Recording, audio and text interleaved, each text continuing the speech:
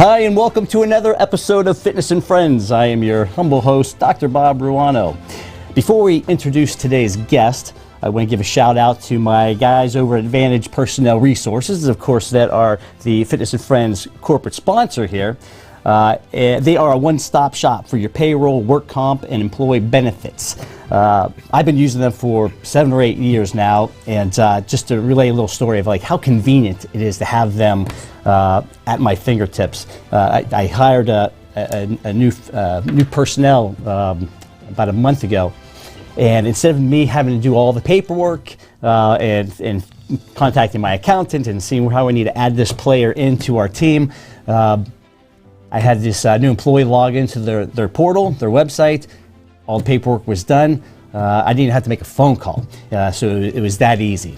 And so, again, as a corporate sponsor, they have offered to come into your business, take a look at your current situation, see if they can save you money, because I know they can save you time. And if you mention the Fitness and Friends podcast or Dr. Bob, they're going to give you 3 free months of payroll services. So take advantage. Hack that business of yours, free up some time so you can build something even greater. So, having said that, on to our guest today. We have Derek Adams. Now, Derek is a personal trainer, but his area of expertise is animal flow. This is some really cool stuff if you're not familiar, and you might not be, because it's pretty up and coming. I'd say it's been on my radar for maybe 3 years, so not all that long, but it seems to be, to me, a nice combination of modern dance, of yoga, of plyometric exercise.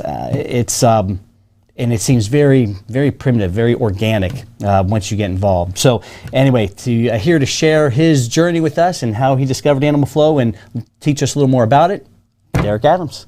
Hey. What's happening, my friend? Thank you for joining us, the Innovative Back Solutions Studios.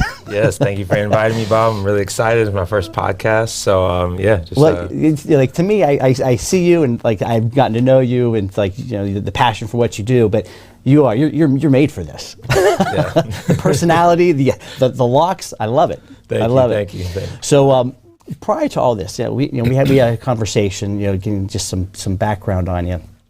I didn't realize you wanted to be a dentist at one point. Yes. All right. Yes. So let's start kind of prior to that. Right, start there. So, I think in high school at some point, I decided, I was like, okay, because they started making you think like you have to have a major when you excuse me, in high school. When you go, when you're going into college, you need to have a route figured out and everything.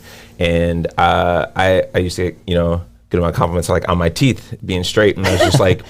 I loved my teeth. It was something I took care of more than anything. I had a really ritual that I stuck to. I was like, all right, well, I guess I got really good teeth. I got to take care of these things, right? But then I started to realize the power behind a smile, and how many people that were close to me, even like hearing little stories about how certain people wouldn't smile big because it showed their teeth, and they were conscious of like they were self-conscious of the way their teeth looked to other people and stuff like that. So I realized like something simple like that was like something that I was just given simply. I didn't have to have braces or anything like that. And I was like, there's a lot of power behind this, and I want to be able to give people that confidence. So even at a high school age, you had you had a deep empathy for people and for helping them, making them feel better about themselves. Yes, I say definitely. The way I was raised, I did a lot of volunteer work with my family, and still do. Every year, we try to go back and do this one event in particular around Christmas time, where we volunteer and prepare all these food bags and provide lunch and a show and presents to all these less fortunate families in Fort Myers. And it's something that me and my family hold close to our hearts, and something we've done for, I think we hit over the 10-year mark in a row. Wow. A couple of years ago. But that's actually kind of phasing out, which we're kind of sad about, and we're trying to find a way to keep it going. Yeah. But my mom always just kind of stressed that, and we always did it as a family. And every opportunity when I'm back with them, if she says she's going to do something, like, okay, let's do it. Because I don't do it as much here, and that's something I'm trying to get back into, even more, the volunteer work, because it's something that I miss. I love that, man. So I mean, so shout out and props to Miss Adams to instilling these characteristics, which have helped you help other people along in this journey. And you're early on into it. How old are you? 28. 28. Mm-hmm. Man. Yeah, still got a while to go. I'm sure that might have surprised some people. I still have a baby face, so I get younger. People are surprised when I say 28 sometimes. Well, you take great care of yourself. So take me from that. So now you matriculate. You go to UF. Yes. So originally born in Chicago, raised between there and Northwest Indiana, and then my family got kind of tired of the cold. My dad's family started moving down here to Florida. My dad and mom said, okay, let's follow. Brought my grandmother and the rest of my dad's side with us. And then, I was here and I was just like, I started asking, what's the best college and everything like that. And most common answer for me was UF. Yeah. I think it was a controversy between UF and Miami at the time. Well, that's what I was getting, at least on the other side that was close to it. Sure. Not to knock any other schools, but this is just what I was hearing. So Gators. And I was like, okay, UF, what I got to do to get in there? And they said, be well-rounded. Pad that resume as much as you can, do sports, get good grades, extracurriculars, anything. So I took that to heart. Started that in middle school, tried to do everything. And then that just led into going to high school and then following that mindset through. And by senior year, I was playing, 5 varsity sports, getting over 4.0 GPA, and just did everything, like I said, class president, everything I could to make it simple for these people to see my resume and say yes. And I still remember the moment when I opened my UF acceptance letter. I was with my basketball team, which is all my closest friends, and it was right after a game at our rival school. Yeah. And I'm pretty sure we won because we were in a good mood after opening it, and then we did it, and all of them being there for me. Oh yeah. And my basketball coach, which I want to shout out, Coach Jones, taught me a whole lot about life and basketball in general. He's no longer with us, passed away about 2 years ago. Still, I hold that man very dear to my heart. Taught me so much in love for basketball that he had. And I remember him being the most excited, and jumping around like a little kid. Well, it must have been more than just basketball that your characteristics he instilled in you. If you can reflect on him as a real mentor in your life. Yes, definitely just someone who's purely happy. Yeah, didn't care about money and things. It was about the genuine experience and being around us and making sure we enjoyed and loved the game as much as he did. Yeah, and it was just very special. I think we all have some special stories and a bond with how he went about coaching us. So what's crazy is we think of driven people, sort of like the Gordon Geckos of the world, but you're very driven, but you're very empathetic as well. I mean, you're using that drive ultimately is to help others. That's your reward. Yeah, I think I was. You're 28. How do you? Yeah, I think I was a lot more driven, in a different way. Early on, because it was about, all right, how do I get to college? And then when I was in college, it was all right, drive, go. Right. I got to be, because I was the first to graduate. Actually, in my family, first to graduate from college with a bachelor's degree. So it was a big moment for me when I finally graduated from UF, came here, and my whole family actually got to show up for it, That's both huge. Sides. And even my granny came down from Mississippi who has health issues, and wish my other grandmother could have been there too, but it was just, she had passed away my freshman year, and yeah, just to have both sides of my family there, it was such a big moment for me, seeing them looking up into the UF rafters and everything, and in that big stadium, huge moment. So I got to do the Carlton dance across stage, so that was. Wait, you got moves? Huh? You got moves? I got moves. I can dance a little bit. Oh, he's got moves. I like the Latin rhythm. I like hip hop dance. I dance if you've come to any of my fitness classes. I'm sorry, I can't move off. Fitness classes, I will definitely be dancing. Yeah. I love music, and I can't resist a good beat. We're going to show some of those moves here in just a minute. And we're going to show some of my moves too. I'm going to show his first. I don't want to outdo him. I don't want to be that guy. But so UF, you're thinking dentistry. Okay. Then something changed. So I was doing dentistry. And I was doing very fine the first 2 years of school, and then I was looking further along in my track, and all classes were going good. One of the classes that gave me the most struggle was Calc 1, and I was like, okay, I would hear my friends that were doing it already in Calc 2 because they were engineering majors, so they went through the track a little faster. I would hear them talking about it, and I would have like, I start sweating. I'm like, oh no. I was like, I can't go. And my chemistry route was going to take me to that next year. Sure. And I was like, okay, I need to reconsider this. And so I found food science and human nutrition, which was following the same track. I didn't have to restart and like totally restart my class track and like restart me to like a freshman level or something like that. So I switched to that. And then the classes that came along with that changed my life, literally.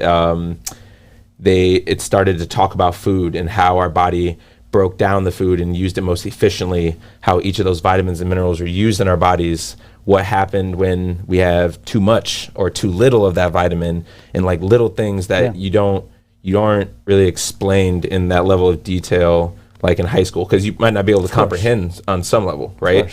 But that started to make me think about, what am I putting in my body that am I actually getting all these vitamins and minerals? And then I cut out fast food, and everything started changing for me. This power behind actually understanding nutrition. And that's when my body kind of started to transform, and even more of this confidence in myself. Because even though I was working really hard doing all these sports in high school, and staying very active through the beginning parts of college, I didn't really like gain the freshman 20 or 15, freshman 15, sorry. But I never felt like my body reflected how hard I worked, but I didn't understand nutrition. Right. And then I started to backtrack when I learned all these things, started to backtrack like, okay, what was I actually eating in high school? Because high school was probably more active than ever. Like, I remember being able to eat more than ever, but still I was eating not the best things. Right. And it wasn't necessarily like my mom would make good meals and stuff, but like, it was like all the stuff that I wasn't having outside of my home. My high school lunch, for example, anybody, that went there around the same time. Sloppy Joe and tater tots? Oh man, no, it gets even worse than that. It was the standard. So there was one meal that rotated, and then there was one meal that always was constant every day. Somehow we all started to really like this thing. It was a roll, a bread roll, and a cup of cheese, and a hash brown. Maybe there's some vegetables there, but how enticing do you think are the vegetables at a high school cafeteria for someone that's in high school? Sure. Right? Like, you're going to have to do something to dress those up and convince them. And it's like they're already not the best quality. And, schools don't have funds for that, and there's levels to that, right? That conversation. But then I wish I could, that's one thing I want to get involved in the future, is truly changing that. Like, kind of the way like Michelle Obama was so heavily involved in changing school lunches. I realized, like, it's unfair for a kid that's eating that, for you to expect a kid that may not have eaten breakfast, or who knows what they ate for breakfast, maybe it was straight sugar, right? Yeah. They have that in the middle of the day, a roll and processed cheese and a hash brown. And it was the fun of digging it out, put the hash brown in, pour the cheese in. And I actually enjoyed that at some point. I really started to like that. But to expect a kid to stay awake in the class after that is unfair, because that's when you catch what's called the itis, and you get sleepy, but you're not moving after you're having that. And then you're going to sit down in the class. And how do you expect a kid that is not fully nutritionally like fed and like given the right nutrients to provide energy and stuff like that? It makes such a huge difference. I truly understand that now, because it's the way why I can live the way I live, why I'm happy, why I'm energized, because I eat like in a totally different manner. And that would have to last me through the rest of school day, and then through a practice afterwards, and like a really intense basketball or whatever sports practice that might be. And maybe I had another snack in between then, but it's like, again, that was probably some other junk food. Right. And so when you really start thinking of that, and then after the sports practice, that's where it gets even worse. Common thing was McDonald's. Making what's called a McDankin, taking a double cheeseburger, splitting it, putting a McChicken in between, right? Fries, sweet and sour sauce, smush it down. You need to trademark that, McDonald's. You hear this? No, I'm sure there's many names for it. It's like the turducken. I know it by the McDankin. Yeah, exactly. Which I've done that. That's great. And then what am I washing it down with? A frappe. Oh boy, let me talk. If you want, I don't calorie count, but boy, can you imagine what I just put in on that, and none of it like. This is a podcast about fitness. We don't want to plant any bad seeds out there. So I'm sorry if I'm tempting anybody. Let's scratch that from the record. Anything you just mentioned. But that's what I was eating, and I reflected on that, and then so like I was just like, all right, fast food is done, right? and everything started to change then. Body started to reflect how hard I was working. I started to lean up, and I was getting cut, and like finally I had that confidence, and then it started to build from there.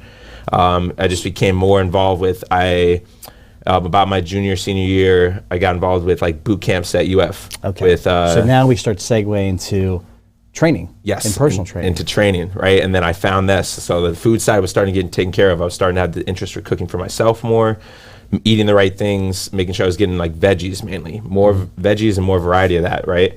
And then fitness starts to come in, like really intense fitness, like I was only used to like the regular gym session, just, doing bench press, general stuff, skipping leg day, that general, like how males are taught to think about the gym. I think often like just show muscles here. You want the front and the arms, right? That's like what you want. You can always wear jeans and cover the legs. Now I think backs become even more like prevalent in like even like the typical gym guy or gym person. Yeah. But I just think back to then, you want everything there. But then it started to change to like boot camps, outdoors. Mm-hmm. You're racing, you're competing, you're getting down and dirty, and at the end you're feeling totally exhausted. Yeah. And I started to fall in love with that because it was so rewarding after just walking away, just feeling like I gave everything. Yeah. And then going home and eating a good meal and like that balance. And I still love that feeling right now. Like going to Go Primal, where I work out now and where I'm a coach. But you leave after that workout, and then you go, you drain yourself and you work as hard as you can, and then you go home and have a balanced meal. That feeling right after. Yeah. Man, yeah, I live for that well deserved. You put forth an effort, your full effort, and it feels good, So then that led to, like I said, graduating a nutritional science degree, and it kept going with that, and coupled in hand in hand with growing in fitness, and I kept chasing curiosity in both, and fitness kind of led me towards looking for things that kept it interesting for me, because that's what boot camp was, right? And that's the same thing I was doing on the food side.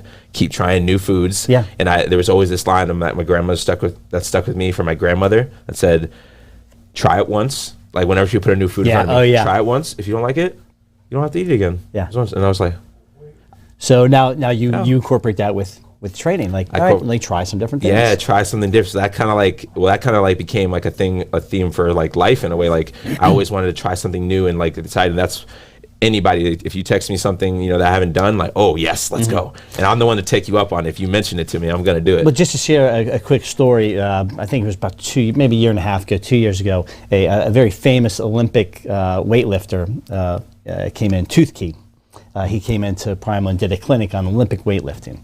Now, Derek is known for going shoeless, right? Barefoot. Yes, so I'm a big grounding fan, although I don't do it much. But the importance of grounding, connecting to Mother Earth, and getting that electron exchange. Anyway, so he rolls in the Olympic lifting world. There are some basic pieces of equipment, one of which is being Olympic lifting shoes, which is a Sorry. Which is absolutely, which is a wedged, like a hard wedged shoe. Well, this guy comes in and he did the entire lifting camp without shoes, barefoot. I think Toothkey was very impressed. Yeah, or at least curious. I still remember. Yeah, he was like, "Where are your shoes?" When we split off, he said, in a very heavy accent. I don't want to mess with the accent. He's like, "Why?" Yeah, I was just like, "It's just what I do, man." He's like, okay, and so I just remember the only time he criticized me when we were doing jerks. Yeah. The jerks, because I was barefoot, I couldn't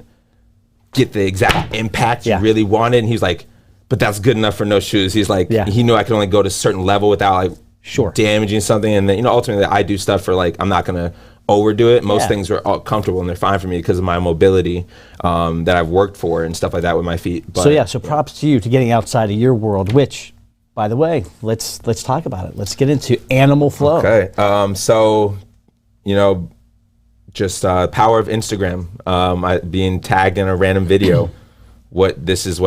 Being a guy moving like an animal, and I was like, "What is this?" Yeah. And just dove into this curiosity of what are these, moving like an animal. Like I get to act like a fool potentially, and just like act animalistic, and this is fitness.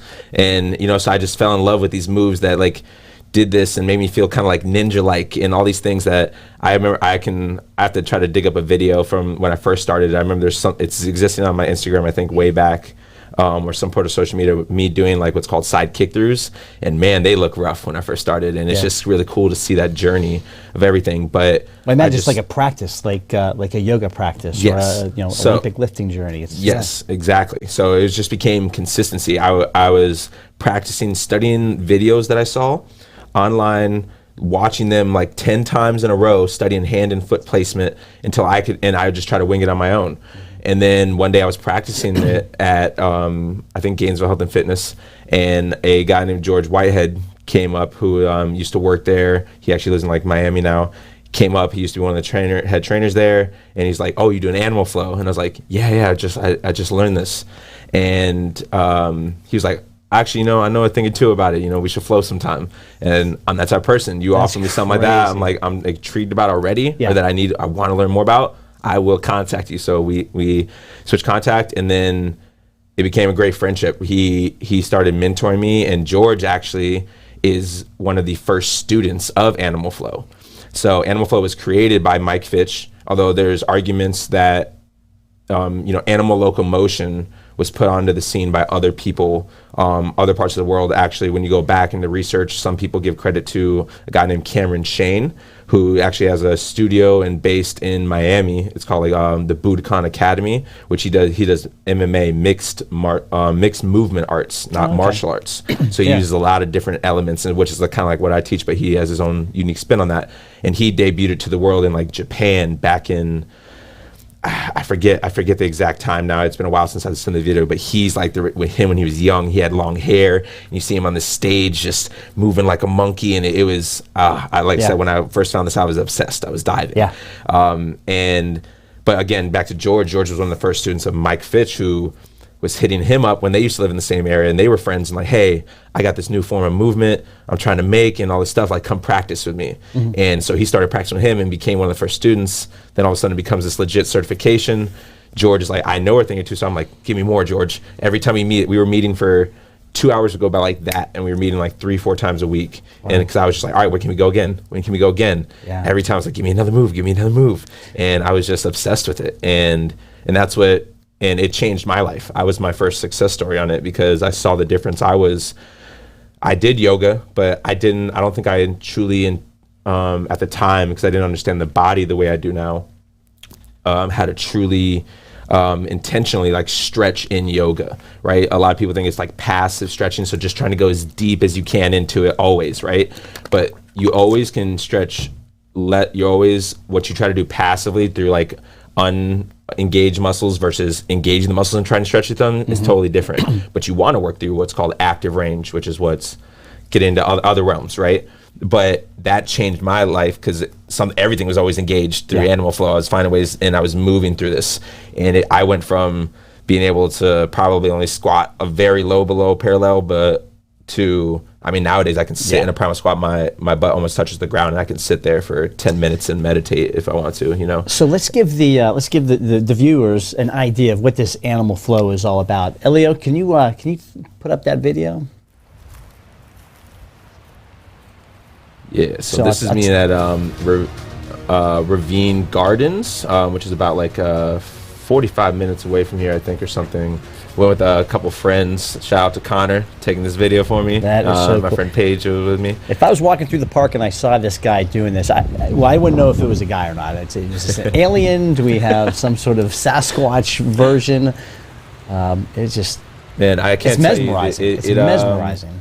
I definitely, with my hair down, everything like that, I can't lie. I feel like Tarzan. I do all this. It's just, it's a feeling that when you get into this and you're barefoot on the grass, you have the sun on your skin. It's just very organic looking. Yes. And that's how we were created to move. But it's, you don't just start and have the ability to move like that. I had Derek coached me earlier this week on my first Animal Flow session. Yes, and this is the beginner version, mind you. Nothing was injured, so it was a success in my book. And we have video of that. Maybe we should have led with that, Elio. So we don't underwhelm. Good. And you did great. So yeah, Bob moved really well through all this, listening all the cues. Yeah, if we listen, here he is talking me through these different positions. Chin, round, everything. There you go. Good. Bend at the knees. Bring the hips down first. Oh, that's fine. That's fine. I'm sorry. And I kind of confused on that one. There you go. Good. Like rubbing your head. Drop the hip in, lift your chest. Good. Bring that back leg through to crab. Yep. Good. Find a good balanced crab position. Yep. Spread out. Good. Raise the hips first. Good. And then you hinge over and bring that hand over. Yeah. You might even be able to get more of it if you extend your feet out a little bit more too. Like you allow yourself to stretch a little more. There it is. I'll tell you, as you're doing this, you can really feel good. Now we're lifting up that right leg, bring it under the body for that full scorpion. I do that crab reach move every single day. Yep, and then bend at that knee on the top. I told Farrah, Follow that knee bent. I was like, Toes this would be land like first. an ideal Toes land first. Before that's my better. training Keep that left leg sessions. extended. Yes. Straight. Keep that left leg Because straight. it puts you in a lot of positions that good. Now bring that left leg you under don't the body, normally back put your to your body deep into. squat. You know, and so it just allows you to kind of fully express these ranges of motion. Inhale. But like in an entertaining, fun way. And like, exhale, bring it I've back seen you do down. that, and I didn't realize how challenging Slide that the was. loaded beast. And pause. There it is. Oh, And perfect, raise up. Elio, perfect. So yeah, that is a good beginner introduction to Animal Flow. Now you're coaching this now. Yes. And so tell us a little bit about these classes. So you work with groups of individuals. I suspect everyone's at different levels, right? They've got different ranges or expressions of motion. So from a coaching perspective, and you've since been certified in coaching this. Yes. And so I guess along the way they probably coach you how you modify certain movements, and how does that go? What is the feedback that you've been getting as you're teaching this? So I'm teaching Primal Flow now. It started, it's evolved over time, and I never wanted my class to be so rigid in one form that I was stuck creatively, and that it would only fit like a certain type of person, right? I very much try to make it available for everybody and scalable on every level. At first, it used to be only the movements that you did, right? Just straight body weight movements only. But then I started to incorporate other things like steel mace, which is a very primal connection feeling. If you don't know what steel mace is, it's a steel rod, and then it's got a weighted ball on the end, and it exposes shoulder mobility. It takes core strength, coordination. All these things come into play when you start swinging this thing around in creative ways, right? But Primal Flow, I just found I always think about what's a way to scale it back and a way to scale it up, right? Anytime I do a move, I do it, I'm like, okay, that was, or if that felt easy, I'm like, okay, how can I make it even easier for a person because I have to really keep this in mind. It's something that I was critiqued on a while ago by a fellow coach, that it would be harder for me in some ways to, because I move so well, to understand that I would really have to think about how some people are stuck. Sure. Yes. And I have to remember that when I make a move and I'm like, oh, that's easy. And I can't just expect everybody else to do that, right? And I have to, whenever I do something in class, when I teach a flow, normally, if I had that whole flow that I was going to teach you, in the very beginning, I'm like, okay, so this is the flow for the day. And I would do it all at my pace, my control, so it looks like I've had a lot of practice at this. Of course. So it looks very smooth, tempo controlled, all this stuff. And then I look at the people right after I show them the whole thing, and they're like, they're overwhelmed. Like I was. Yeah, they think it's so much. They're like, oh man, but we're going to learn all that, and then you break it down. It's piece by piece, small pieces. You do 1 to 2 move combinations.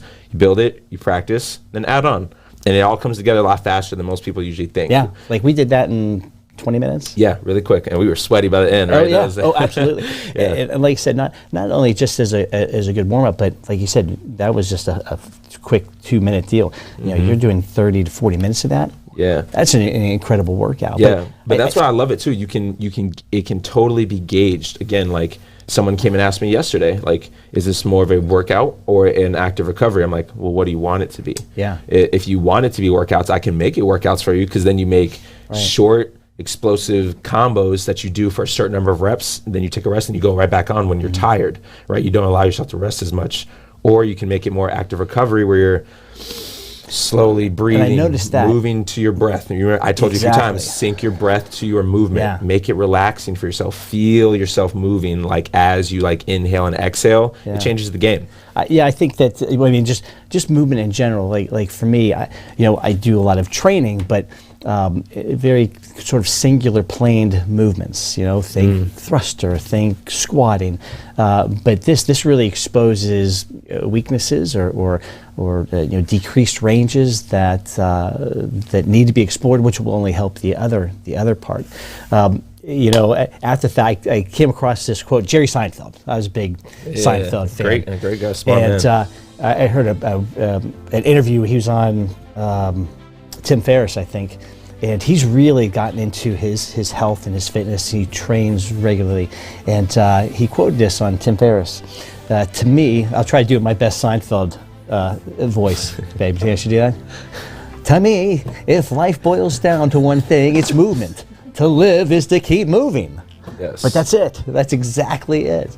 Yeah, it reminds me of the quote, movement is medicine. Very simple. Yes. In so many aspects. I think that people have to go back to movement and something. If your body's feeling stiff, you move. Yeah. If you're feeling like, just crappy on the inside and stuck in your head, you have to move. You have to move your body first instead of staying stuck in your head. This allows you to release energy, being stuck in the moment. It's just good for so much. And like when there's injuries, same thing. Like you don't just keep it stiff and not move it. You have to move something to keep it like active. You don't use it, you lose it. Yeah. It's a literal statement too. I see that a lot in my practice. Well, listen, I really appreciate you coming and sharing with us, with the viewers, what this whole Animal Flow thing is all about. And I think this is a movement that is finding its time now. Yes, I think it's growing constantly. It's all around the world now. Yeah. I love introducing people to it because it plays with their brain. It does. Like I said, it's the martial artists have been doing it with their katas, I believe, their routines they do, and creating those flows. And this is just in that same realm. I've got two final questions for you, though, Derek. Okay, all right. So the first question is this. Have you ever experienced a failure that at the time seemed devastating, but in retrospect now it seemed like it was more of a blessing in disguise? Whew, yeah. So it makes me nervous to talk about this. I never talked about this to a lot of people.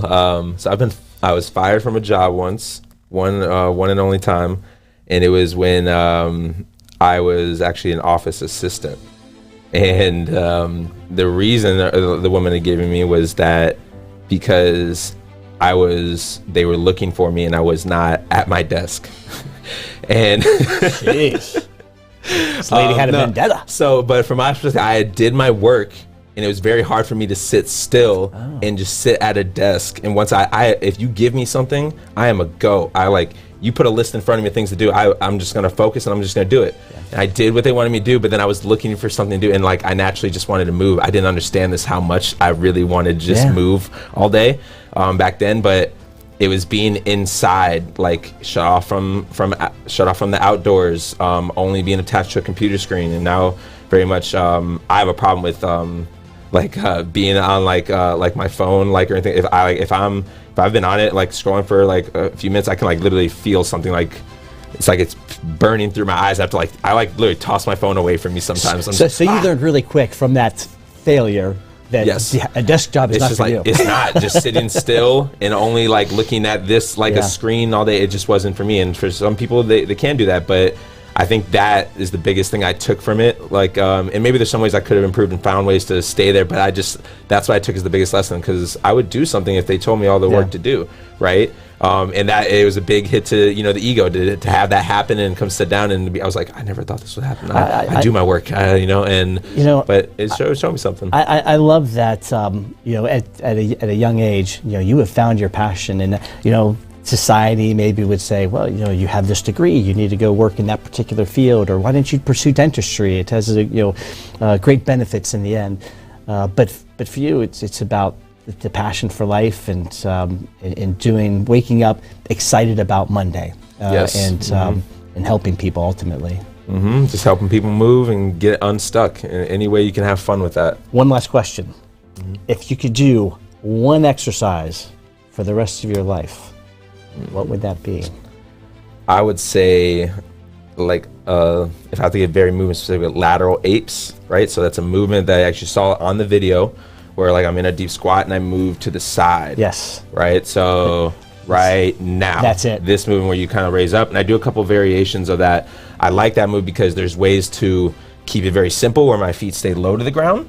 And then you start leveling up where you're like, I think I did it once in that video where like my feet go like above my hips. And ultimately when you really gain master control, you can do that and then just pause in a tucked handstand position. Yeah. And just like whenever you feel like it, come down really slow. Like if you watch Mike Fitch, like the creator, it's like gravity doesn't apply to this dude. He just like, he'll stop on a dime and just it's mesmerizing to watch, I'm telling you. Come down. And yeah, I love it because you're working your upper body, your arms, your shoulder stability. You have to use your core in order to come down slow and controlled. If you don't engage your core, you will you're going to hear like loud sounds every time you land, right? But the goal is to be quiet every time, no matter what surface you're on, right? So, and then you do that, and then you're working your hip flexors, your legs, because there's different variations to do this too. You can do extended versions where you're doing more of like almost like straddle splits, and if you're really going like really far, and then if you start to be able to change direction too, like it's just like the best move out there, I think, and ultimately allows you to get deeper into that squat. I practice that so much,